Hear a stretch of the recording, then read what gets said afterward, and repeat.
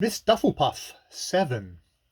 Petey is growing up to be a strapping young man, around 13 or 14, which, in these medieval days is probably fairly young. He is beginning to kind of adjust to his role as Prince Horkon's heir.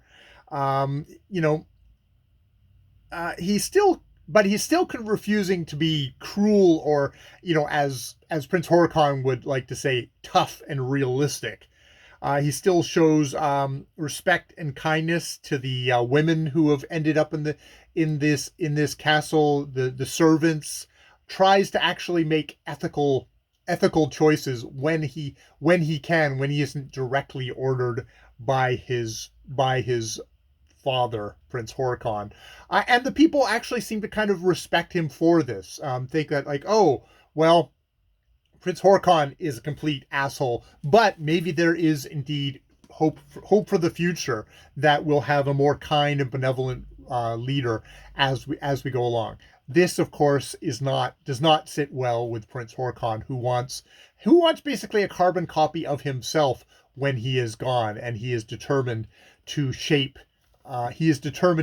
Petey into this, because Petey is, he is just fine, good-looking young man, and that would be, if he could have his qualities, but in this kind of beautiful guy, that would be great to Horrigan. So the prince sends him on a difficult mission to put down a peasant revolt in one of the kind of the further out peasant villages, with Tartan as his sergeant, and the goon squad coming with him.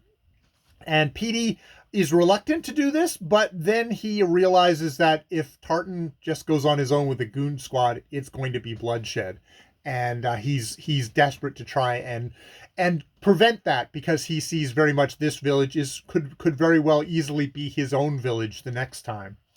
So he goes and he tries to kind of reason with the peasants, who are understandably upset. Prince Horikon does not give them anything, but demands more and more and more. And there has been a hard winter where they just don't have the stuff to give. And if they do give it, their children will starve. So they've just finally put down their feet. It's like, no, we are not going to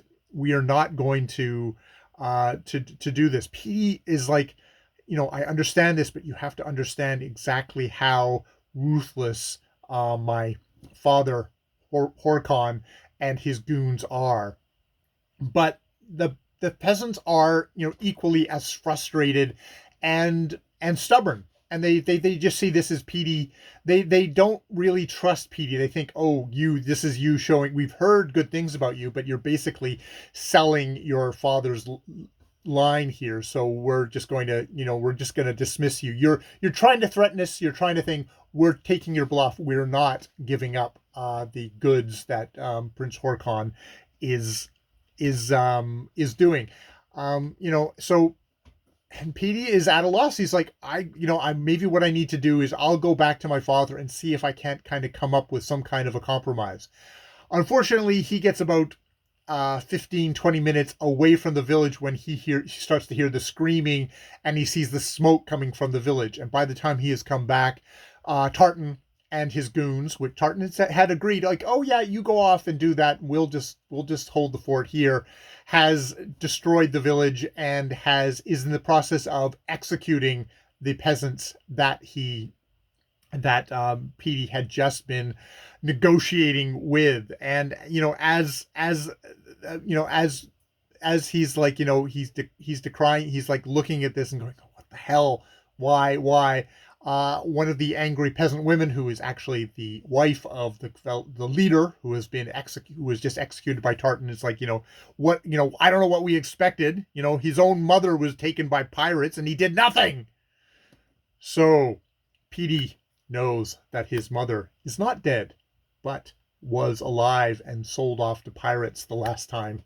The flies was sold off the last that was heard of in his own village. Dun dun dun.